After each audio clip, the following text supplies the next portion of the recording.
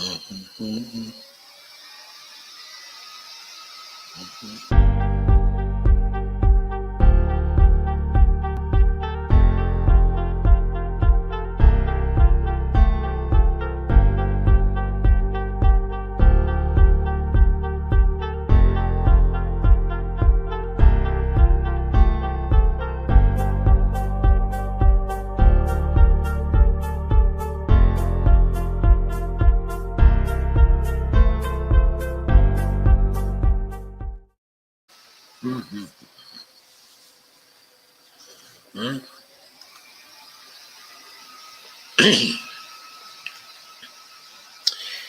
Mhm. Hello, everybody.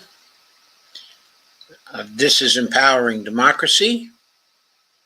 It's also our weekly Neoliberalism show on Thursday nights.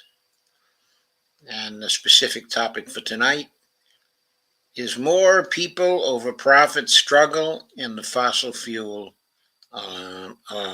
industry. And so that will be what we're discussing here. So let me first go over to Facebook and share this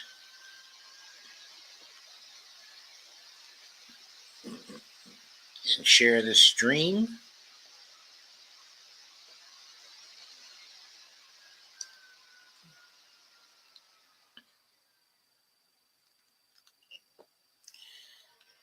And then I will begin to go over the illustrations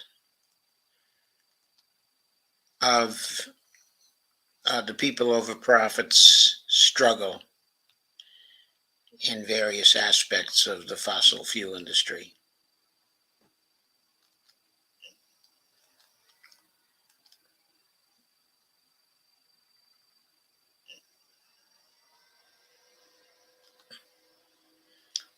So first, note this piece from Common Dreams.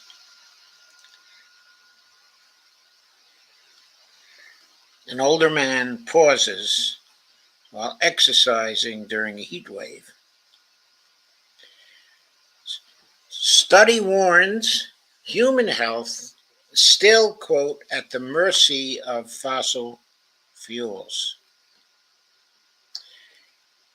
Quote, further expansion of fossil fuels is reckless, and the data clearly shows that it threatens the health and well-being of every person, unquote. One report author said. This article is by Olivia Rosane, who was on the staff at Common Dreams. And this was published on November 15th, 2023. And this article is, the target of this article is a new report, by Lancet, one of the top journals, in the medical area. Heat-related deaths could rise by 370% if policymakers and energy executives allow temperatures to rise by 2% Celsius above pre-industrial levels by the end of the century, a new Lancet study found. The Lancet Countdown on Health and Climate Change on Tuesday released its 8th annual report tracking the impact of the climate crisis on global health. It is the first to offer projections for the future. In particular, the report authors emphasized the need to phase out fossil fuels that are baking the planet, putting human health and the Earth systems that sustain it at risk. Diagnosis, quote, the diagnosis in this report is very clear, unquote.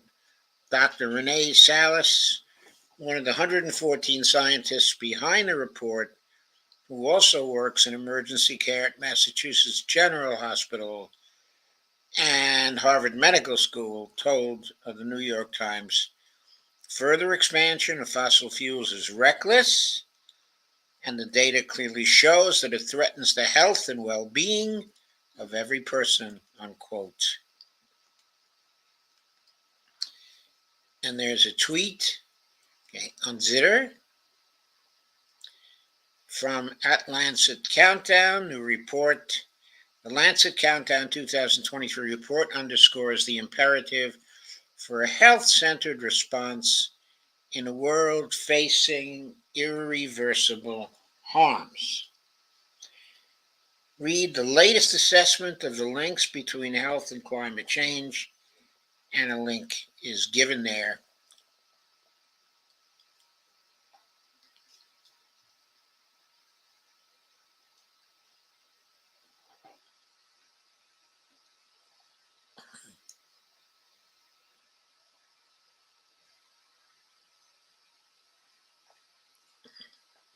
Sorry, I had to take 2 small pills, which I generally take around 9 o'clock, which is what it is now. Here's a little video that I'll play if it's not very long. The actions we take today to tackle climate change will define whether the future will support or endanger our health and well-being. The 2023 Global As you see, it is buffering a lot.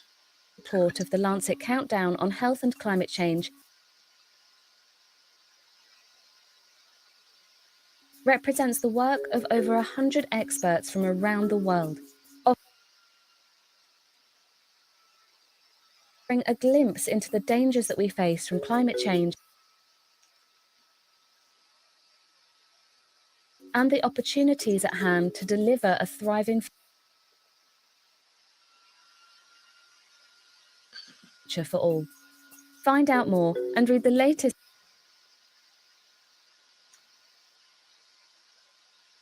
Lancet Countdown report at lancetcountdown.org.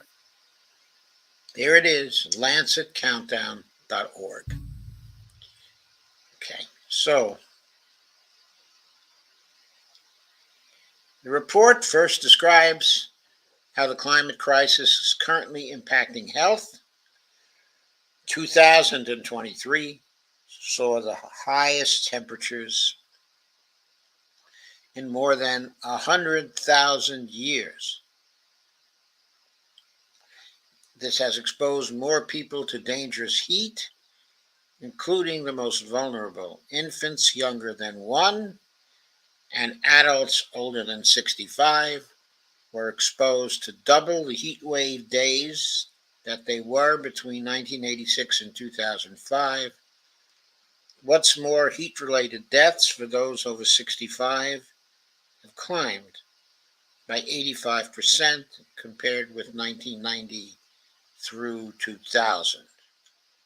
So obviously the fossil fuel industry is coming after people like me.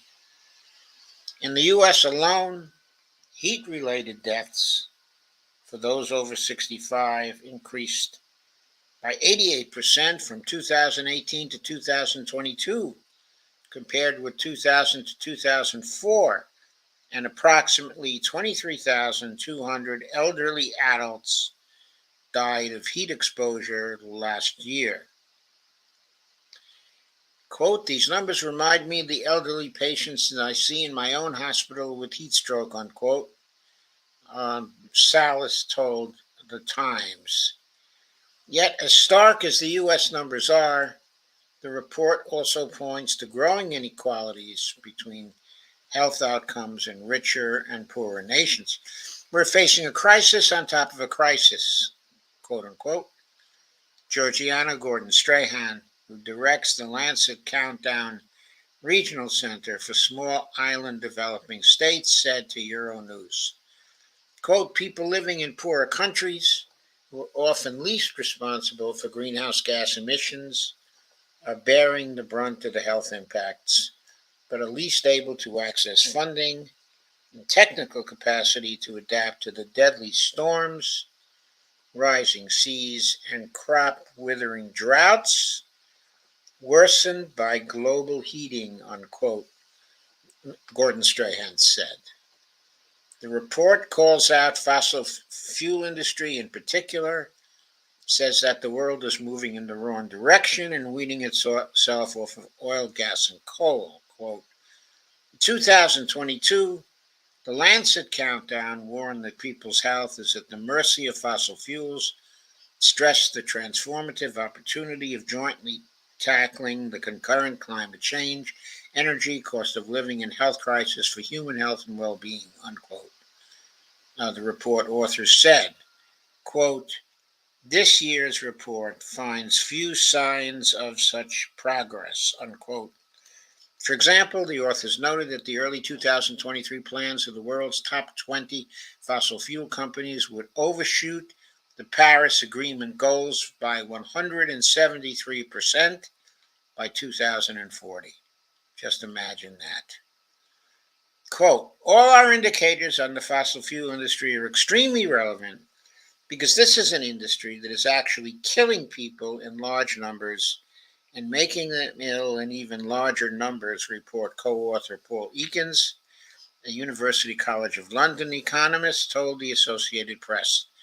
If this level of action continues, the report's current indicators, quote, could be just an early symptom of a very dangerous future unless we tackle climate change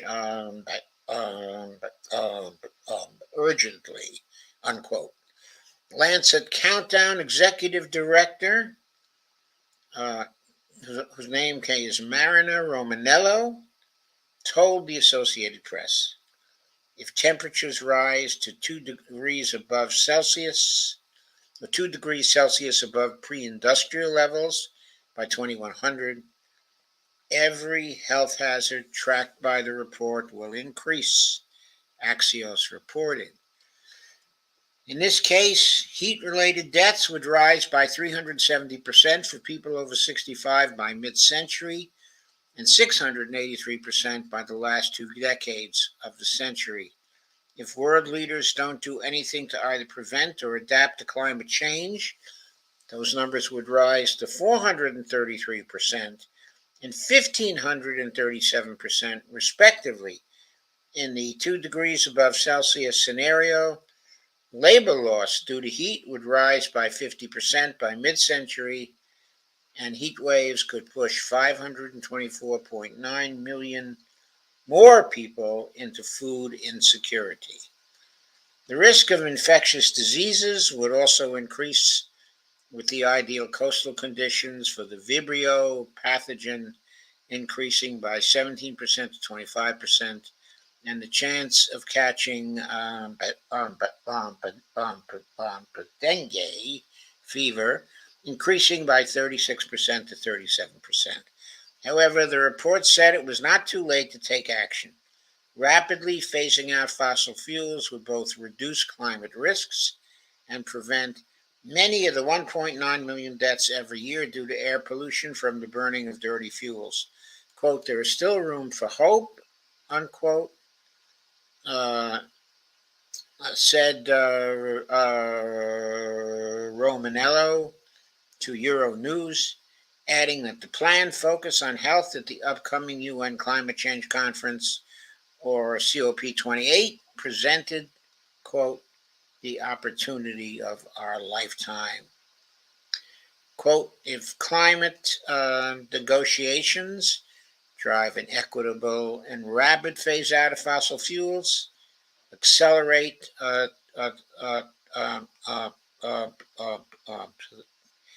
the mitigation and support adaptation efforts for health, the ambitions of the Paris Agreement to limit global heating to 1.5 degrees Celsius are still achievable, and a prosperous, healthy future lies within reach, she said.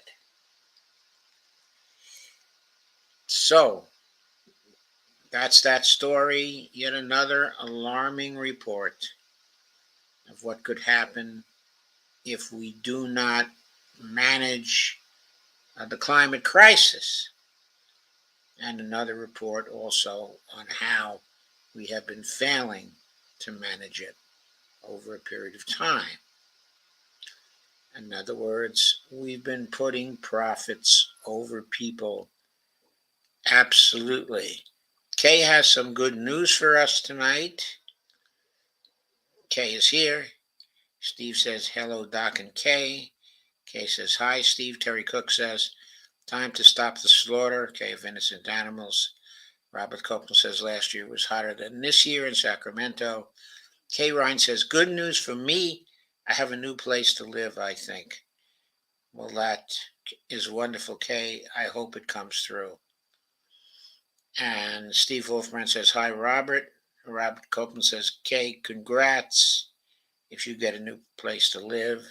Robert says, hi, Steve. Robert, LA has been okay, but I think Phoenix was brutal.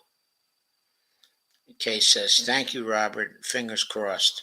I think all our fingers are crossed, including my fingers. Here we go. Those are my crossed fingers. September of last year was brutal, as we had like 2 weeks in a row. It was over 100 degrees, including one day where it got to 116 degrees. Yeah, it's getting really bad. There were some very warm days here too, but it never got up as high as 110 degrees or 116 degrees. I think the highest here in Northern Virginia was somewhere around, I don't know, 105 or something like that. It wasn't higher than that. And of course, most of us were lucky enough to be able to spend the time inside. So that was good. Okay, let us move on to the second of our illustrations. Today, the illustrations of the struggle against our neoliberal heritage. A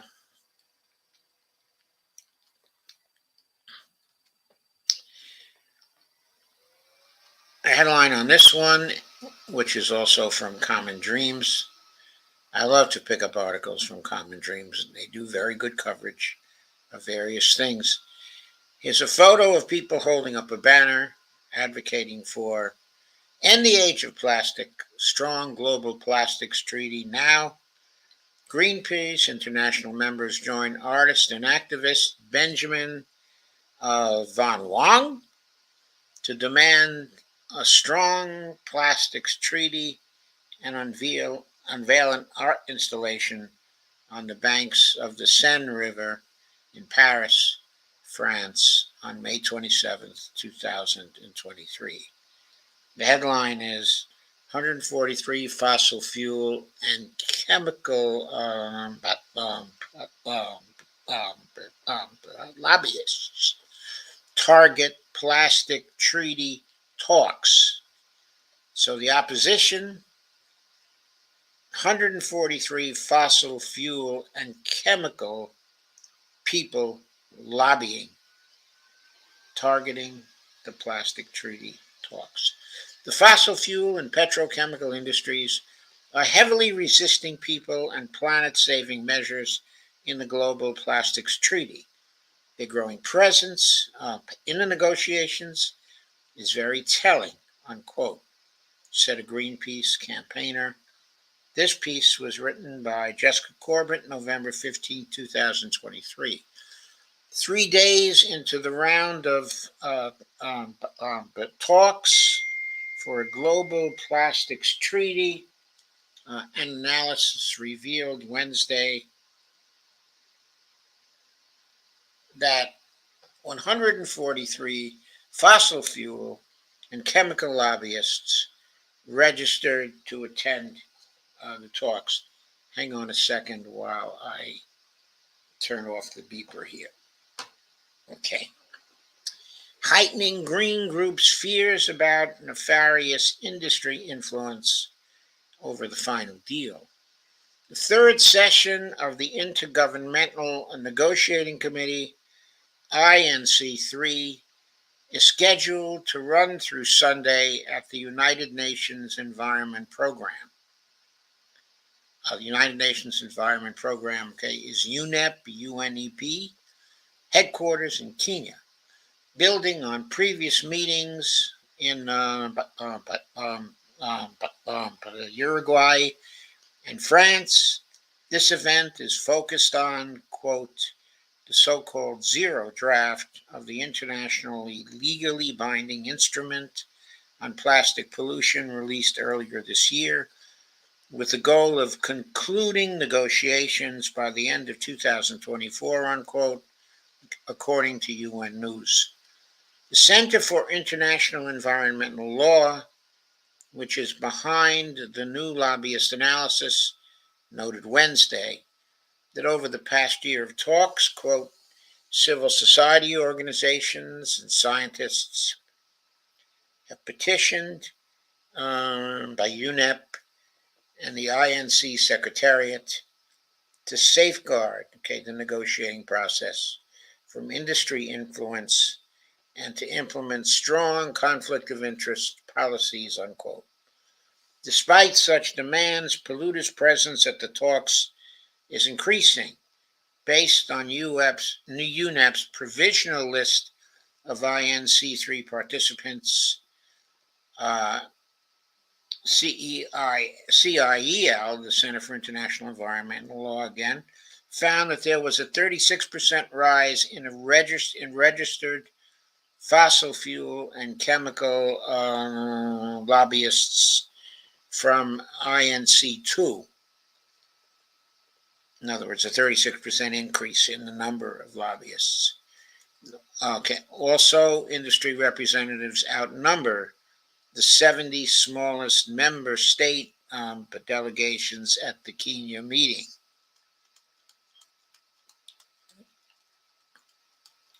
As the world makes strides in renewable energy, the fossil fuel industry is clutching plastics as its lifeline. Plastics and petrochemicals are on track to account for more than half of the growth in oil demand by 2050. And there's a meme: as the world makes strides in renewable energy, the fossil fuel industry is clutching plastics as their lifeline. And the fossil fuel and chemical industry spend billions of dollars lobbying us closer and closer to climate catastrophe. The group pointed out that its, quote, estimate is likely to be conservative, as our methodology relies on delegates to the talks disclosing their own connections to fossil fuel or chemical industry interests, and many lobbyists may choose to obscure that link, unquote. SEAL Global Petrochemicals campaign manager Delphine Levy,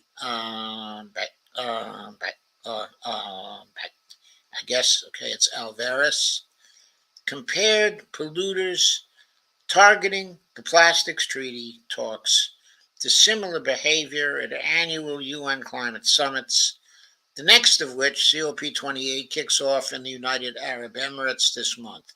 Quote, time and time again, we have seen how industry influence has blocked substantive progress in environmental treaty negotiations, including in spaces like the climate COP, unquote, she said, and quote again, at Inc. the Secretariat stated that there were, quote, not a lot of fossil fuel companies in the venue, unquote. Our analysis shows that it's simply not true. Their presence is only increasing. We must course correct.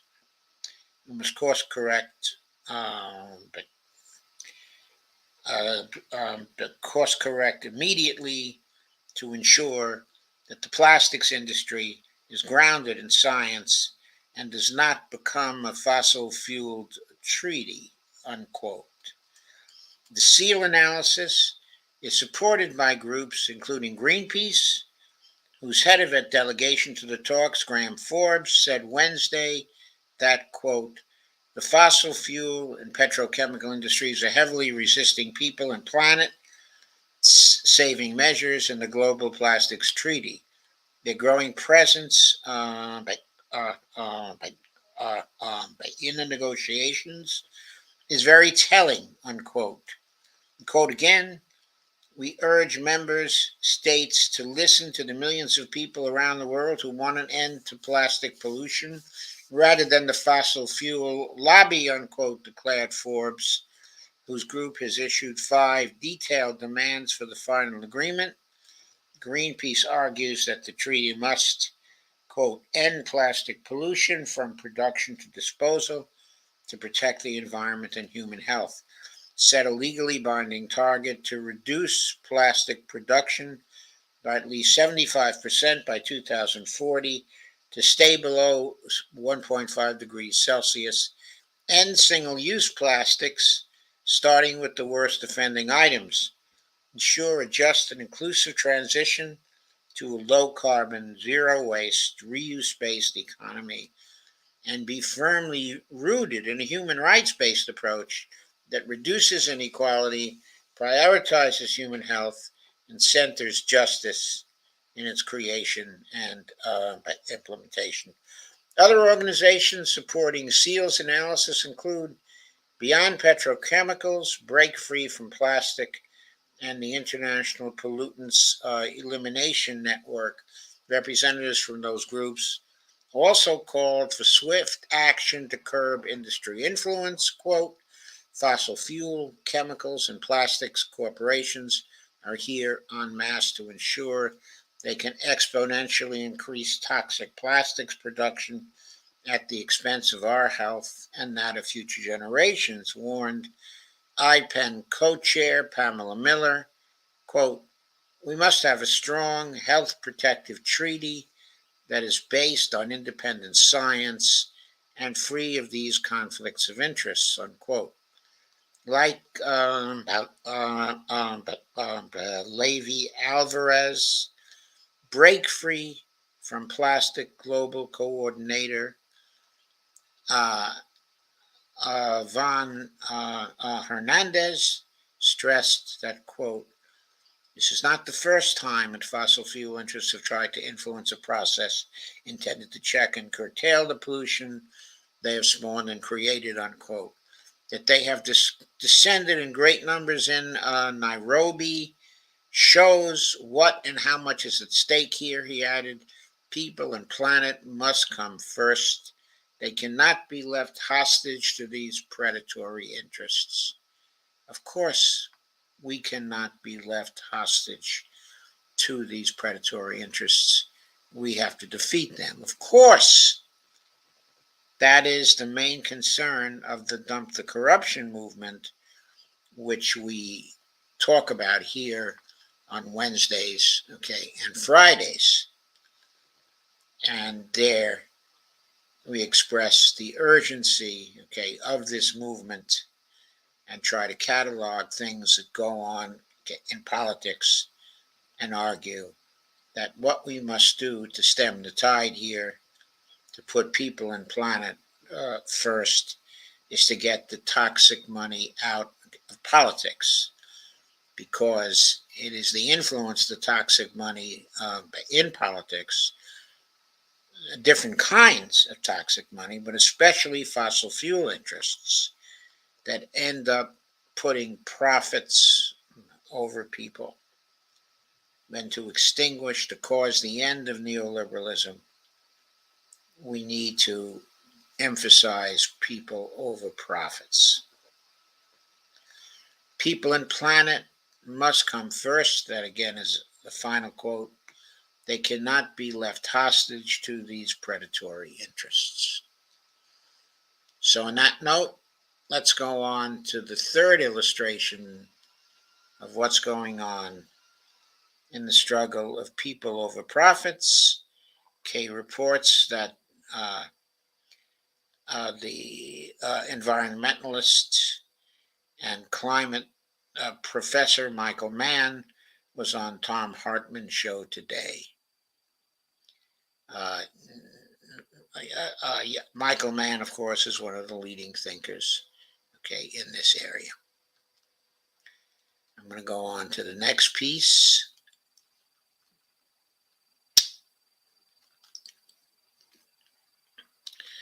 This also is from Common Dreams, and it's called certainly a good illustration of burning fossil fuels. A view of Mar Mara by Igraglisi, liquefied natural gas terminal, LNG, in the open sea, of Istanbul, Turkey, on October 25th, 2023. The photo is by Muhammad by Inyas Yildirim. And it's from Anadolu via Getty Images. Fossil fuel firms, quote, building bridge to climate chaos, unquote. This is by Jake Johnson, November 15th, 2023, just yesterday.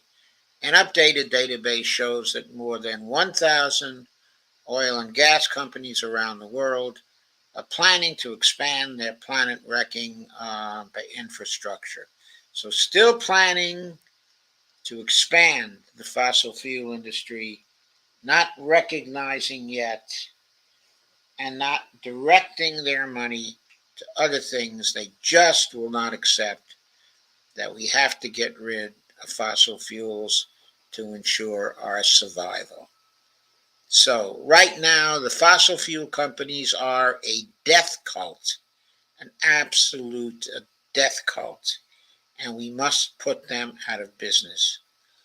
More than 1,000 fossil fuel companies around the world are currently planning to build new liquefied natural gas terminals, pipelines, or gas-fired power plants, even as scientists warn that fossil fuel expansion is incompatible with efforts to prevent catastrophic global warming. That's according to an updated database released Wednesday, by, it's Ergowald and dozens of partner groups, described as the most comprehensive public database on the fossil fuel industry. The Global Oil and Gas Exit List, GOGEL, GOGEL, covers 1,623 companies that are operating in the upstream, midstream, or gas-fired power sector, and collectively account for 95% of global oil and gas production. The updated database shows that 1,023 companies are plotting expansions of fossil fuel infrastructure, threatening to lock in years of planet warming emissions as extreme weather fueled by the climate crisis wreaks havoc worldwide. The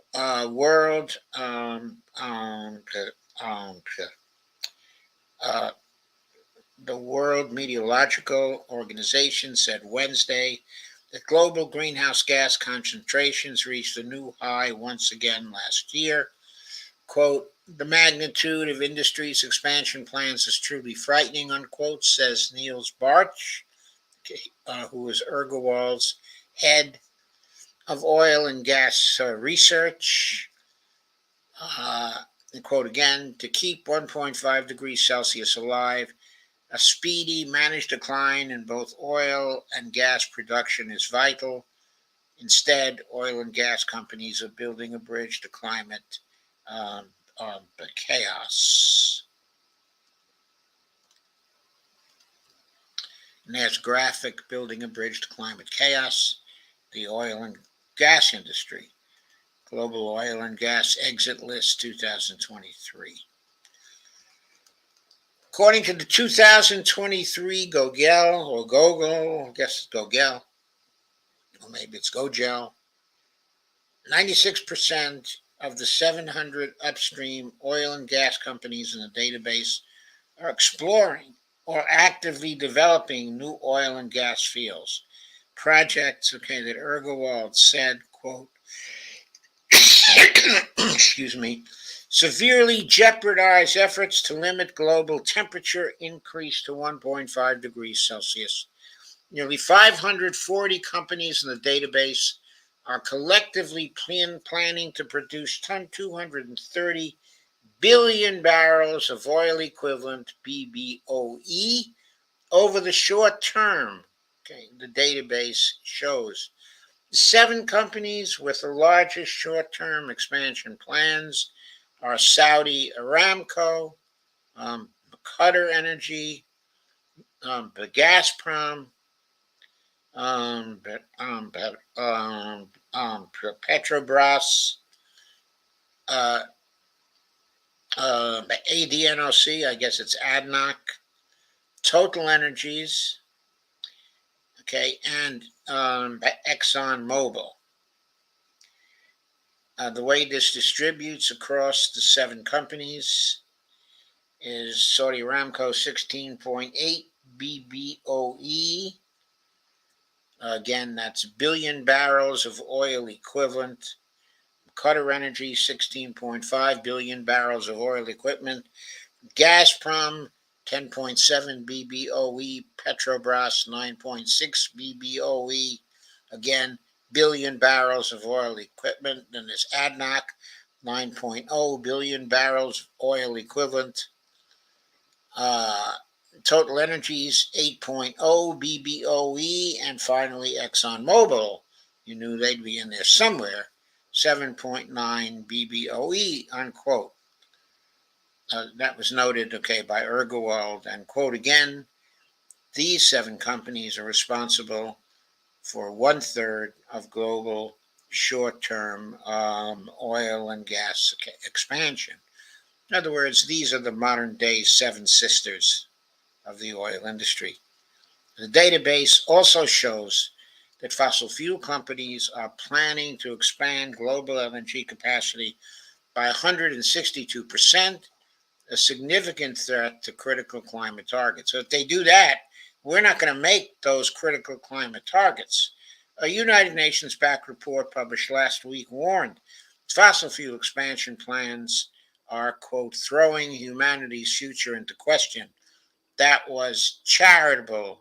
Should have said throwing humanity's survival into question.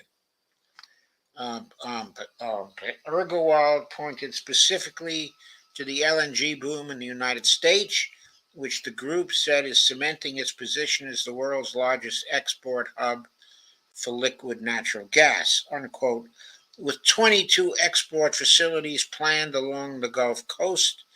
Those facilities account for more than 40% of worldwide LNG expansion documented in the GOGEL database. Quote, most of the fossil fuels that will be exported from these terminals stems from the Permian Basin, the heart of the U.S. fracking industry. Welcome to more and more and more and more fracking, which is going to do wonders for the health of the people of the United States. Unquote. This was observed, okay, by Ergewald. The updated database shows that nearly 80 companies, including Exxon, Chevron, and BP, are currently operating in the Permian Basin, located in the U.S. Southwest.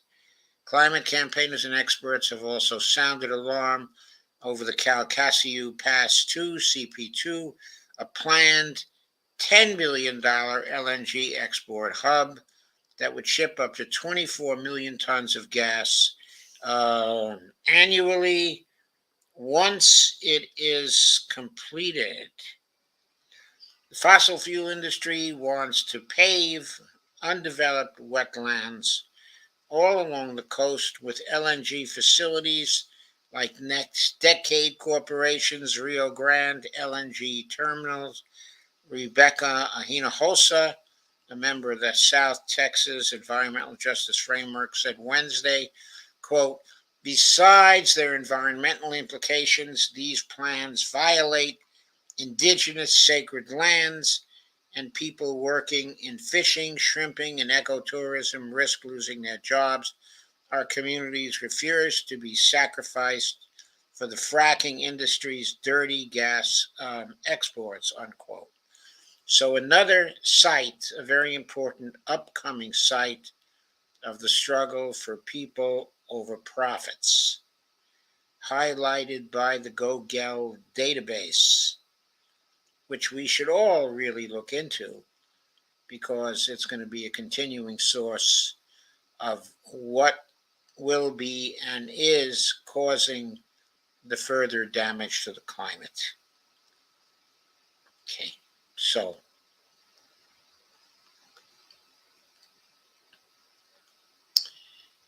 and now our last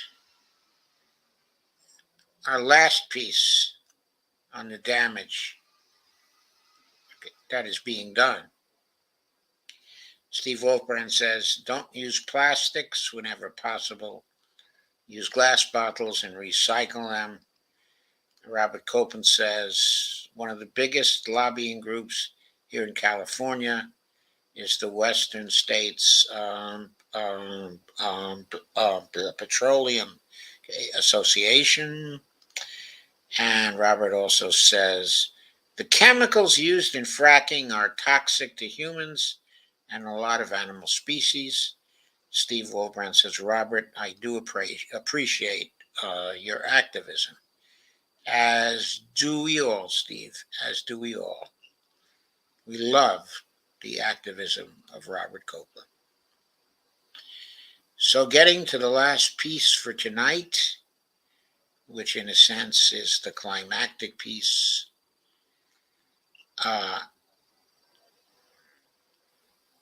The graphic there is firefighters tackle forest fires near Porto Jafra in the Mato Grosso state in Brazil on November 13th, 2023, just a few days ago. Quote, baby steps will not avert climate catastrophe, the UN warns. The United Nations assessment coincided with the release of, quote, the world's most comprehensive roadmap of how to close the global gap in climate action across sectors, unquote. This piece was written by Jessica Corbett, November 14, 2023. It comes again from Common Dreams. It was easy for me to pull out various illustrations of the struggle to put people before profits and to grab hold of the climate crisis. And of course, the struggle for the fossil fuel industries to continue to put their profits over people. The essence of neoliberalism. Quote, the world is failing to get a grip on the climate crisis, unquote. That's how UN Secretary General Antonio Guterres, who of course the Israelis were trying to get rid of 2 weeks ago because of his comments on Gaza, began his Tuesday remarks about, or his comments about Israel's actions in Gaza, I should say, about a new UN Framework Convention on Climate Change, specifically UNFCCC report. There was a report from the UN Framework Convention on Climate Change on nationally determined contributions, NDCs, or countries' plans to meet the goals of the Paris Agreement, including its 1.5 degrees Celsius temperature target.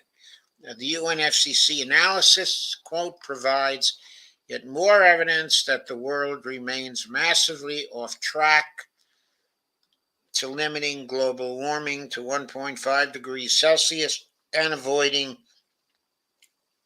the worst of the climate catastrophe, unquote, said Guterres.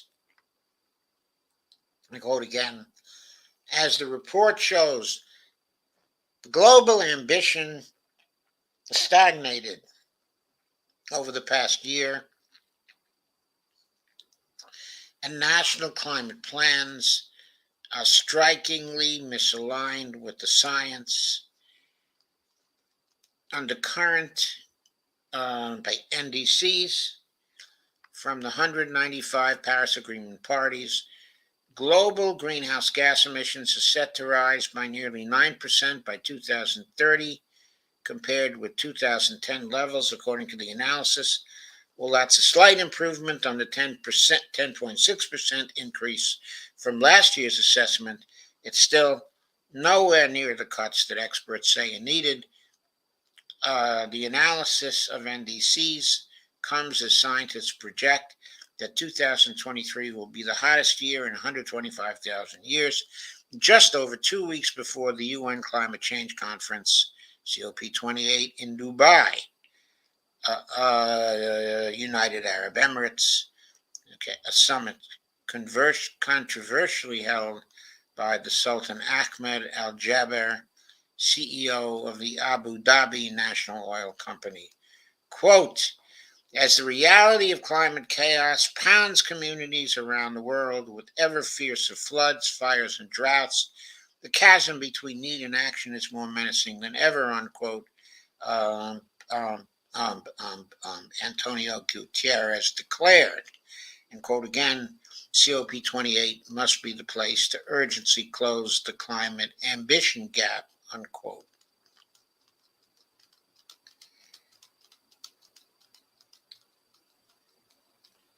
And here is a brief video on that.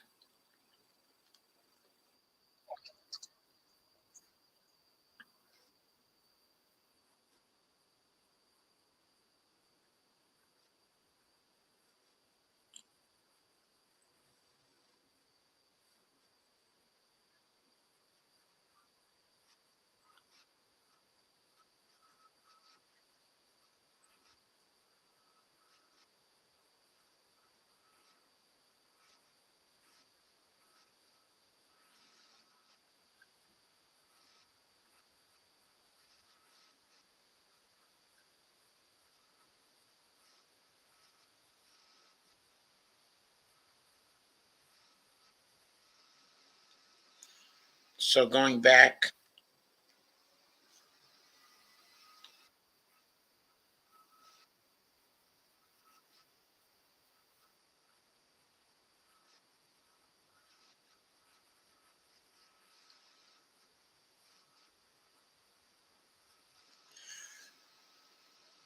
so there has to be a decrease of 52% because now we're at 9.6%. What did he say? 9.3% increase. And we have to be at a decrease of 43%. So that's a gap of 52%. That's a really tall order, though the UN insists that we can reach it.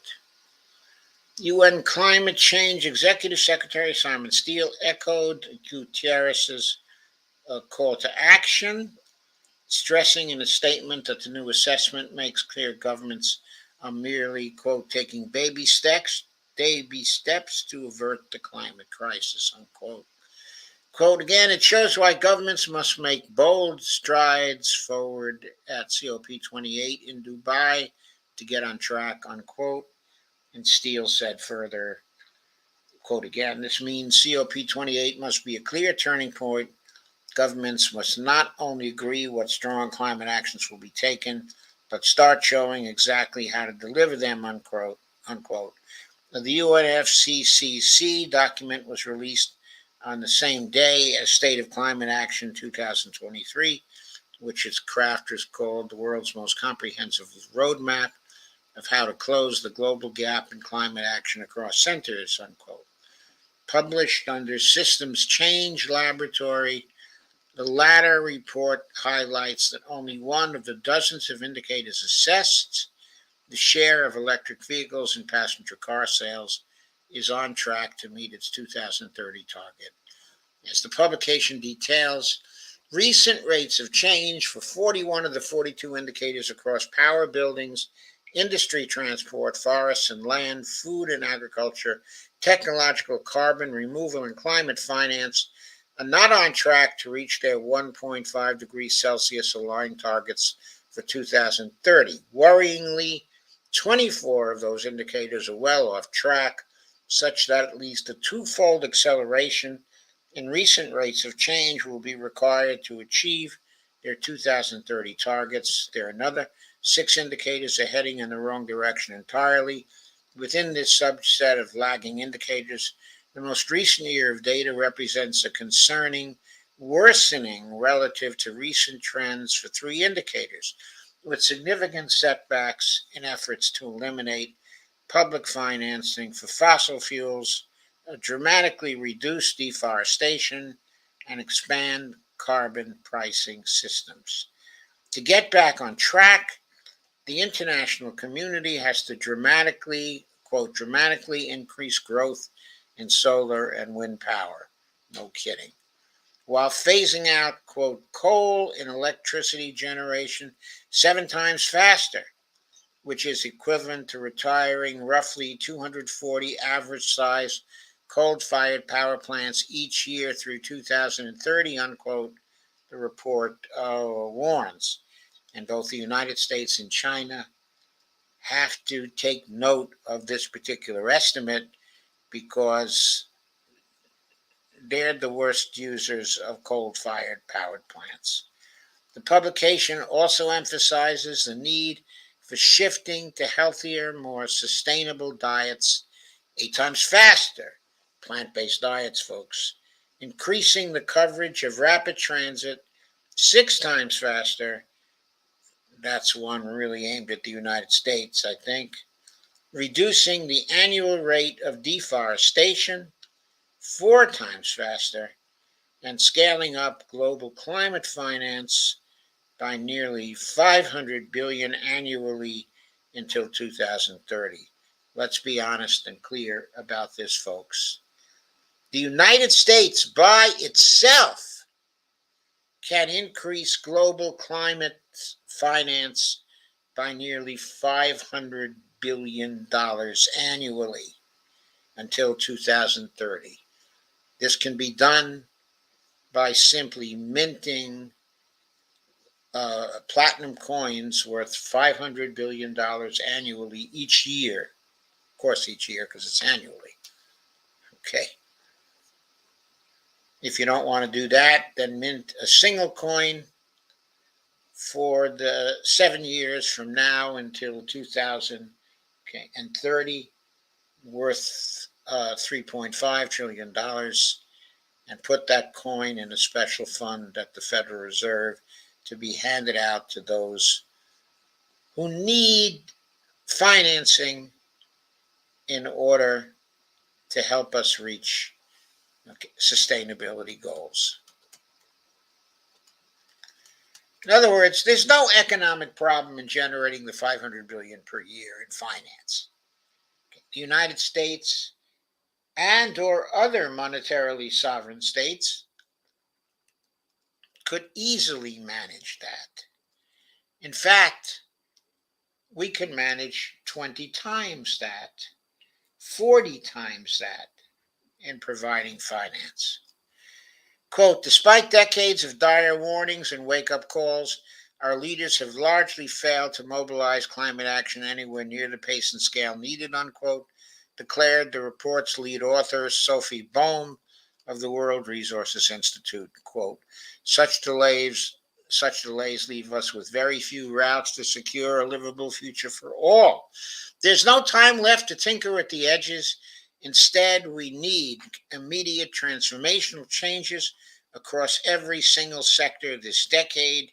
Every world leader is under pressure to ramp up efforts to cut emissions, including U.S. President Joe Biden, who on Tuesday received a letter from hundreds of scientists urging him to, quote, increase the ambition of domestic climate action, including through accelerating a just and equitable clean energy transition, rejecting the expansion of new long-lived fossil fuel infrastructure, investing in climate resilience, and ramping up climate finance while working toward the strongest possible agreement at COP28.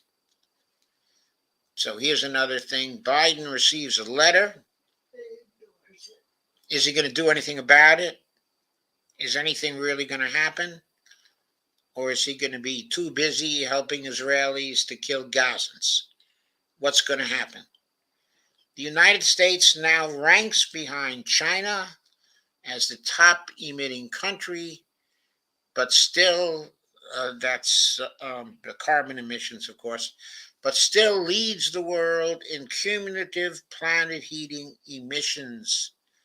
According to U.S. government assessment released Tuesday, the nation is, quote, warming faster than the global average, unquote, and, quote again, the effects of human caused climate change are already far reaching and worsening across every region.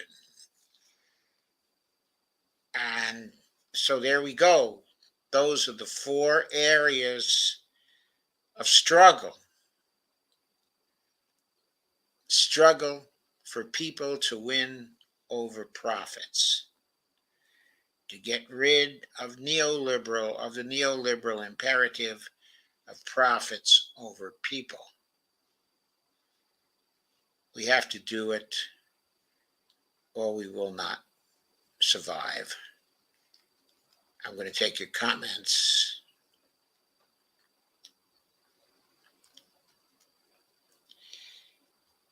And at 9:42, Kay Ryan agreed with Robert that the chemicals used in fracking are toxic to humans and a lot of animal species. Steve Wolfbrandt at 9:46 said, leave it in the ground. Future generations will need it. Kay Ryan said, yes, Steve. Robert Copeland says, here in Sacramento, the County Board of Supervisors want to get carbon neutral by 2045 and not by 2030. Of course, Robert, you know, and they must be persuaded that 2045 is going to be far too late. And Steve Wolfbrandt says, Doc, what if they lost that coin in the couch cushions? Then, Steve, they could always mint another platinum coin. I mean, those coins only cost roughly $3,500 to mint and to get up to the Federal Reserve in New York for deposit. The federal government can lose 100 of those coins in the couch cushions and still would be able to produce the money needed with the 101st coin. So that's not a worry. That, is not a worry. Robert Copeland says China has like 4 times the population the United States has, so they would have more greenhouse gases. Unless, of course, they build out quite a lot of solar and wind energy. They're very active in that area, much more active, than we are. Of course, they have all these coal-fired powered plants also.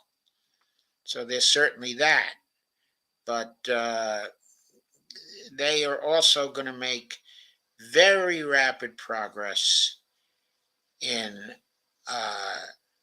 using power sources that get rid of the greenhouse gases, because obviously Xi is very serious about the well-being of the Chinese people and very much aware that the biggest threat comes from fossil fuels and that we have to be off fossil fuels. I look for China to make very, very rapid progress in this area. I wish that we would make as rapid progress as I think they are going to make. That would be a good area for us to compete with the Chinese, because that kind of competition would be good for the world and good for all of us. Steve Wolfbrandt says, good night, fam. Peace and love to all. Thank you, Steve. I very much appreciate it. Oh, Robert says, President Trump most likely would steal the coin. Well, the coin's very interesting because what can you really do with the coin? I mean, he could steal the coin. He could steal a coin worth $3.5 trillion. But what would he do then? He wouldn't be able to break up the coin because he'd have to go to a bank. And the bank would have to exchange the coin for reserves. And there's no bank that would do that if the coin was stolen. See? Robert Copeland says I have to go also. That's okay, Robert. We're just about finished anyway. This must have been a record short stream for me for some time. It's so far been only 1 hour and 5 seconds. So it is time to go. I thank you all for coming and for your conversation during this particular stream. I have to say, this stream went exactly as I planned, which is something a little new for me.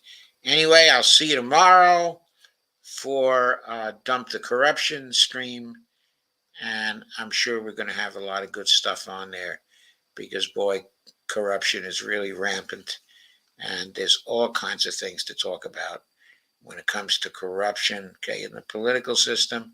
Steve Wolfbrandt, in a parting shot, says Trump would use it in a vending machine. What Trump would probably do, since he's so dumb, he would probably melt down the platinum coin and expect it to still have the $3.5 trillion value. How about that, guys? Make a gold toilet. He'd make a gold toilet. No, a platinum toilet. He can't make a platinum toilet out of that because it's only a 1 ounce platinum coin. He can't make anything about it. He could simply melt it down and get an ounce, a good part of which, okay, is platinum. There are probably a few other minerals in there too. Anyway, good night, folks. For some reason, today's been a great day. A great day. For us, we had a most enjoyable day. The worst part of it, of course, is whenever we thought about the slaughter that is going on, okay, in Gaza, which we did think about for a considerable amount of time. We also had a very lengthy call this morning with Lisa, and we talked a lot about that and about a lot of other things too. So, see ya tomorrow. Bye.